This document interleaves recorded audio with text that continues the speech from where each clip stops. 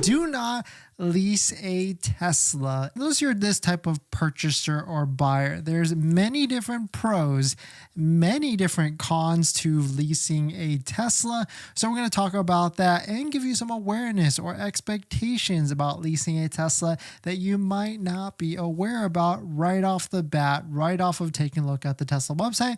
When you're on Tesla, you can see that, of course, when you're taking a look at any of the vehicles, of course, right now, Model Ys have inventory discounts $4,000 to maybe $5,000 off. Plus, they just dropped the price pretty recently, $1,000. And on top of that, we're also, we're not even at the end of February, and we're certainly not at the end of March. So that's when we're going to see some better deals for the discounts. Of course, there's the $7,500 federal tax credit, but now on a Model Y, that can be on a lease or on a finance purchase. So you're going to get that full $7,500. But really, the first thing is if you are someone that is not eligible for this $7,500 federal tax credit, if you're someone that makes above these incomes, $300,000 for married, $225,000 for a head of household, and $150,000 for single people, then leasing could make sense because you get the full $7,500 on a lease, but you cannot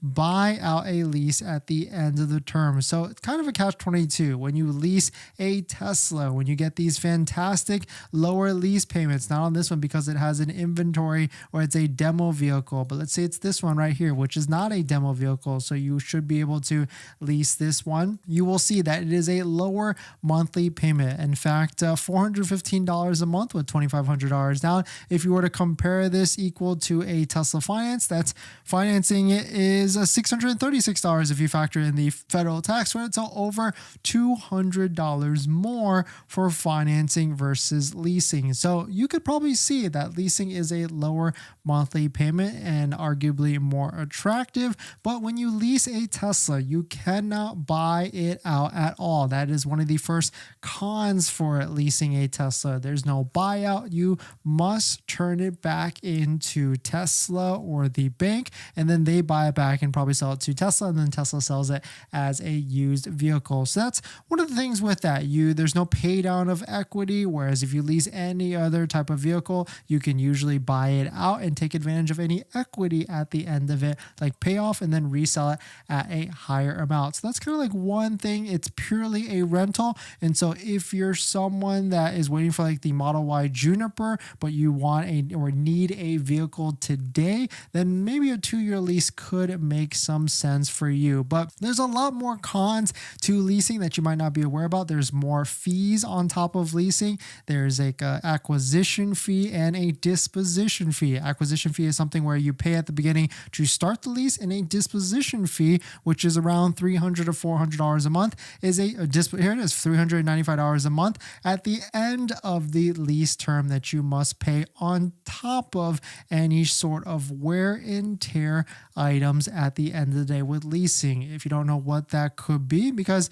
Tesla expects, not a perfect vehicle, but they do expect a vehicle that does not have any sort of damages, does not have any sort of dings, curb rash, or anything like that. And so you can quickly Google like end of lease or end of Tesla lease inspection or something to that effect, and you'll see plenty of threads of people that have had certain experiences like this one right here. Of course, this was 2 years ago, but this is a good reference point. You can see, shout out to Rock Bottom for posting this on Reddit. Lease return excess wear charges $5,400, and you got the full list right here. Front bumper scratch $500, rear quarter panel dent $400, rear fender dent another $400. So most likely this car was not necessarily taken in the best type of condition, but you can see that Tesla is definitely going to be inspecting their vehicles at the end of the lease. So not necessarily a con, but just something you need to be aware about, because leasing, you can't just beat on the car or